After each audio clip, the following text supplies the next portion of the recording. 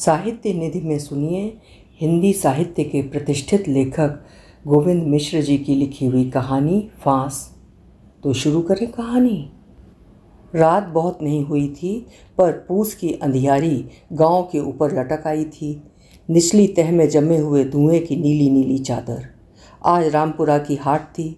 आज के रोज़ इस गांव और आसपास के दूसरे गांव के लोग हफ्ते भर की खरीद फरोख्त के लिए रामपुरा निकल जाते और फिर ब्यारी के समय तक ही गांव लौटते थे, पैदल, साइकिल या बैलगाड़ी पर। वे दो थे, कड़क और फुर्तीले जवान। भीतर फाएं फाएं करता तनाव, बेचैनी जिसे उन्होंने ऐसे बांध लिया था जैसे फरर फरर करते कुर्ते को फेटे से बांध लेते हैं, एकदम कसे हुए। वे दरवाजे पर आकर खड़े हुए, फिर सधे हाथों से उन्होंने बाहर की सांकल खटखटाई और भीतर की तरफ कान लगा दिए। उनका अंदाज सही था। घर में सिर्फ पलटू और उसकी माँ थे। पलटू की माँ की आवाज़ घर के किसी भीतरी कोने से उठी और फिर उन तक बढ़ती हुई सुनाई दी। मताई बाप ने कछु नाम नहीं रखो, का जो बताउत नहीं बनत। पलटू की माँ भुनभुना रही थी। भौजी, हम हैं जग्गू। पलटू के दद्दा हाट में मिले थे, बोले घर पहुँचो, वे पीछे पीछे आते हैं, कुछ ज़रूरी बातें करना है उनसे। पलटू की माँ जब एकदम किवाड़ों तक आ गई तब आश्वस्त करने के ख्याल से उसने कहा। पलटू की माँ ने किवाड़ खोल दिए, भीतर ले जाकर उनके लिए दलहान में खड़ी खटिया डाल दी, फिर उन्हें बैठते देखती रही। काहे भैया, कहाँ के आओ, पहले कबहू नहीं देखो। हम दोनों शहर में रहते हैं। बहुत झूठ नहीं था, काम की तलाश में भागकर शहर पहुंचे हुए लड़के थे। काम तो शहर ने दिया नहीं, सिनेमा आदि दिखाकर थोड़ी तेज़ी ज़रूर हाथों में थमा दी, जिसके सहारे वे ख्वाब देख सकते थे, इस सदी का ख्वाब, रईस बनने का। अलबत्ता पक्के शहरातू घाघ वे अब तक नहीं बन पाए थे। तो शहरी भैया आओ। अब भैया पहले तो पैंट पतलून वाले अलग जच जात थे, अब तो जिए देखो पैंट डाटे फिरत रहत। अच्छा भैया तुम बैठो, हम आओ तो चूल्हो बरत। पलटू की माँ के रसोई घर में घुसते ही वे चुस्त हो आए। उसने अपने साथी को फटाफट इशारा किया। वो बड़ी ठंड है करता हुआ गया और बाहर के किवाड़ों की साकर भीतर से चढ़ा आया। फिर नज़रों को तेज़ी से इधर उधर दौड़ाने लगा। ये अपना मोर्चा संभालने रसोई घर की तहरी पे पहुंच गया। भौजी, बुरसी कहाँ है, थोड़ा ताप लेते, बहुत जाड़ा है। तुम बता भर दो, हम उठा लेंगे और सुलगा लेंगे। खटिया के पास धरी, उतई कंडा धरे। आगी खुद्दा के देखो, नहीं तो इते ले आओ, एक दो अंगारा हम धर दे भी। दौड़ दौड़ कर पहले बुरसी, फिर दो चार कंडे रसोई की देहरी पर ले आया और फिर वहीं बैठकर कंडे तोड़ तोड़ कर बुरसी पर रखने लगा। राख के नीचे छिपी आग थी, कंडे के टुकड़ों को पकड़ते ही धुआं छोड़ने लगी। रसोई और आंगन के बीच धुएं का एक पर्दा सा खिंचने लगा। वो बैठा भी इस तरह कि लगे उसका साथी भी दूसरी तरफ बैठा ताप रहा है, जबकि दरअसल उस भाई की पकड़ में अब तक भीतर की कोठरियाँ आ चुकी थीं और वो पट्ठा भीतर दाखिल हो चुका था। अब हाट में वो रौनक नहीं रही जो पहले थी। उसने पिंडरियों को हथेलियों से सहलाते हुए कहा, जैसे उन्हें आग की झाड़ दे रहा हो।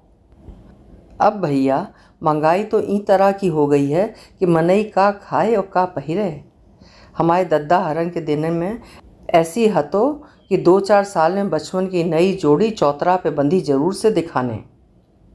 उसने चाबी भर दी थी और अब पलटू की माँ चली आ रही थी पटरी पर। वो स्वयं ऐसे दिखा रहा था जैसे उसे तापने के अलावा दुनिया में दूसरा कोई काम ही ना बचा हो। तब पलटू की माँ अपना काम करती जाती और बोलती जाती थी। बीच बीच में चूल्हे के सामने बैठे रोटी खा रहे पलटू से भी बतिया लेती थी। चूल्हे के भीतर पतली लकड़ियाँ चटर पटर जल रही थीं। गर्म राख के रेशे इधर उधर उड़ते हुए बुरसी में कंडे पूरे सुलग आए थे। बीच की फाँक से हल्की सी लौ कभी उठती फिर कभी गुम हो जाती। समय रेंग रहा था। यही दिक्कत है गाँवों में। शहर होता तो पता ही न चलता। यहाँ समय कमबख्त माथे पर चढ़ जाता है और फिर वहीं जमकर बैठ जाता है। पलटू की माँ कब तक ऐसे बोलती रहेगी। उससे बातें करते चले जाने के लिए भी कुछ बातें चाहिए थीं।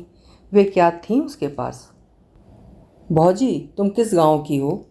पलटू की माँ के थमते ही उसने सवाल ठोंक दिया। बिरौरा। और तुम भैया? मैं भी बिरौरा का हूँ। अरे तब तो मतुसा चाऊ, तुम्हारे तो भैया लगत पहले बता देते। अब देखो, हम आए तुम्हारी जिज्जी और तुम भौजी भौजी लगाए हो। पलटू देखो, को आए तुम्हारे मामा। उसने हल्की सी फुरहरी अपने भीतर उठते हुए महसूस की, लेकिन वो जानता था कि इन गाँवों में तो हर कोई किसी का मामा, मौसी, काका या काकी है। यहाँ तक कि हरिजन भी ऐसे ही संबोधनों से पुकारे जाते हैं। दूसरे गांवों से संबंध भी इसी तरह बैठाए जाते हैं। इस गांव की लड़की दूसरे गांव में गई तो यहाँ के बड़े बूढ़े उस गांव के कुएं का पानी भी नहीं पिएंगे। पूरा गांव ही लड़के के घर का हो गया। उसे सब ये नाटकबाजी लगता था। जिन हरिजनों को मामा मौसी कहते हैं उनके साथ बैठकर भोजन तो करे कोई। तो भैया बिरौरा में कीके घर के आओ। जैसे गाय ने एकाएक लात झाड़ी और इसे खुरा लगा हो। वो घबरा गया, झटके में कह गया था, लेकिन ये तो मुसीबत में फंसने वाली बात हो गई। उसने संभालने की कोशिश की। अभी मुझे क्या मालूम, हमारे परदादा गांव छोड़कर कानपुर चले आए थे। फिर पुश्त दर पुश्त हम सुनते चले आए कि असल में हम बिरौरा के ही हैं। तो का भाई, अब हम कहूँ के कहूँ जा बसें, पे कहे भी तो बिरौरा के ही। जिज्जी कहो हमें, और हम ठाठी परसें देत सो नोने दो जने जय लेओ। सासरे में भैया खा खवावे का सुख रोज रोज मिलत है का। शून्यता का एक छोटा गोला सा उसके गले में उतरा और फिर खिंचती हुई नली में पसरता नीचे धंसता चला गया।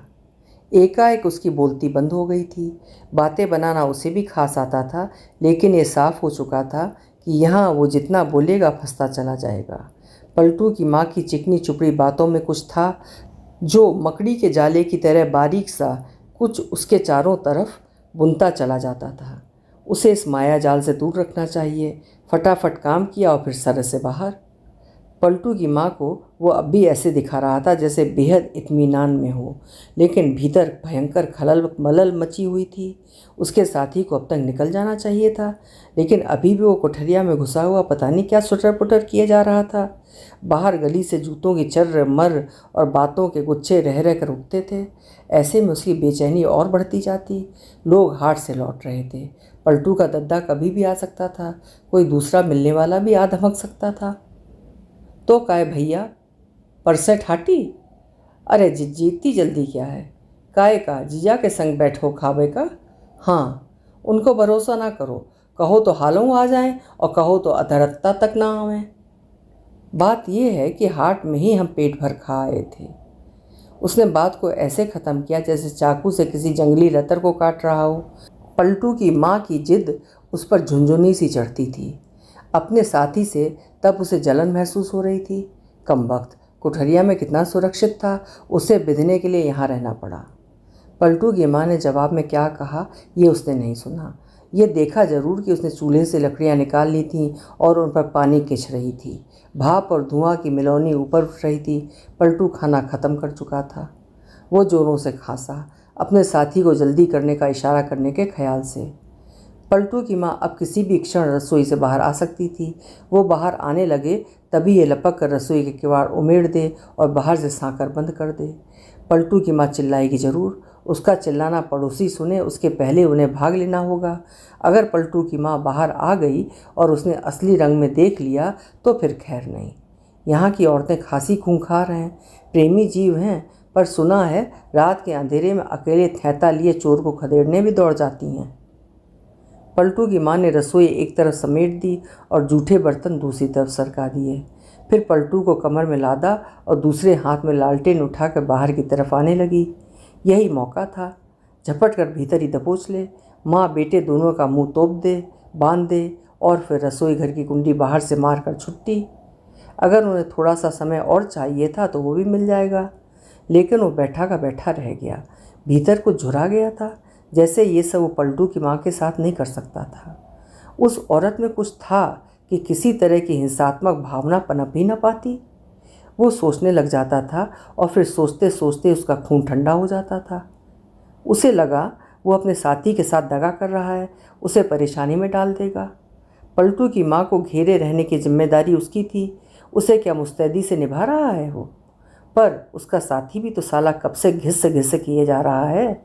ये नहीं कि तड़ाक फड़ाक उसकी तबीयत बकबकाने को हो आई। बकबकाहट कुछ उस स्थिति को लेकर थी, कुछ अपनी लाचारी पर। उसने खुद को संभाला और कुछ नहीं तो पलटू की माँ को वैसे ही छेके रहे जैसे अब तक करता रहा है। पलटू की माँ दालान में पहुँच चुकी थी।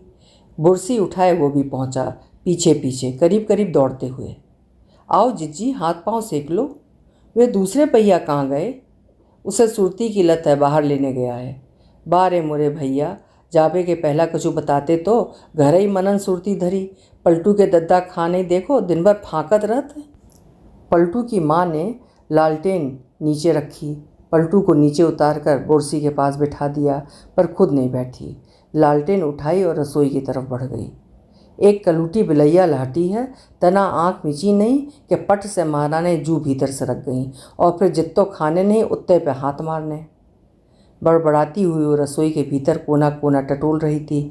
पता नहीं काली बिल्ली किस पट्टे के नीचे दुबकी बैठी हो, किस बर्तन के पीछे छिपी हो। आखिरी मौका था, रसोई में घुसकर पलटू की माँ को बांध दे, फिर पलटू को ही दालान में। वो रोएगा, बच्चे के लिए औरत बागिन हो जाएगी। फिर सोचना वो इतना कब से सोचने लग गया। तभी उसका साथी मरियल चाल चलता हुआ आया और उसके बगल में बैठ गया। कोठरिया से बाहर हुई एक एक बात उसके कान में गिरी थी, फोहे से टपकती तेल की बूंद की तरह। उसने अब दोनों हाथ निकालकर बुरसी के आग के सामने कर दिए थे, करीब करीब हैंडसअप के अंदाज में। क्यों बे? ये जोर लगाकर फुसफुसाया। उसका साथी कुछ नहीं बोला। उसके चेहरे पर बासी बासी ठंड थी। कुछ नहीं, उसने फिर कुरेदा। इस पर साथी की आंखें उठीं और फिर झुक गईं। चेहरा लाचारी से थोड़ा फैल गया। बोलने की जगह मुंह में इकट्ठे हो आए पानी को चाट कर गुटकने लगा। दोनों रेशा रेशा बिखर गए थे। क्या हो गया था यही समझ में नहीं आ रहा था। उन्होंने जो तरीका अपनाया था वो शहर में ज़रूर घिस चुका हो। लोग किवाड़ में लगी आंखों से झांकते और दरवाज़ा ही न खोलते, लेकिन यहाँ के लिए वो अब भी नया था। कामयाबी की पूरी उम्मीद थी, पर वो एकदम नई किस्म की मुसीबत में आ फंसे। कहीं कोई ऐसी बाधा नहीं जो दिखाई दे और जिसे अलग कर दिया जाए। अदृश्य कुछ था जो धीरे धीरे अजीब ढीले ढाले ढंग से उनके चारों तरफ फैला और फिर उन्हें भीतर से छीलता गया। जिज्जी, अब हम चलेंगे, पलटू की माँ के आते उसने कहा। काय, थक गए? हाँ, यही समझो। कछु चाउने हाथों का हमारे देत का होए तो बताओ। सुना है कि शहर में कबों पूरा ही नहीं परत। और नहीं बैठ सकते थे, उठ खड़े हुए, एकदम ध्वस्त। उसने अपनी जेब से 5 का नोट निकाला और पलटू की माँ को पकड़ा दिया। जिज्जी, हमारी तरफ से पलटू को मिठाई खिला देना। पलटू और पलटू की माँ उन्हें बाहर तक भेजने आए। पलटू ने पूछा कि मामा फिर कबे आओ? उन दोनों की नज़रें नीचे थीं। उन्हें चुराए हुए वे मुड़े और फिर धीरे धीरे अंधेरे में खो गए। अभी आप सुन रहे थे लेखक गोविंद मिश्र जी की लिखी हुई कहानी फांस।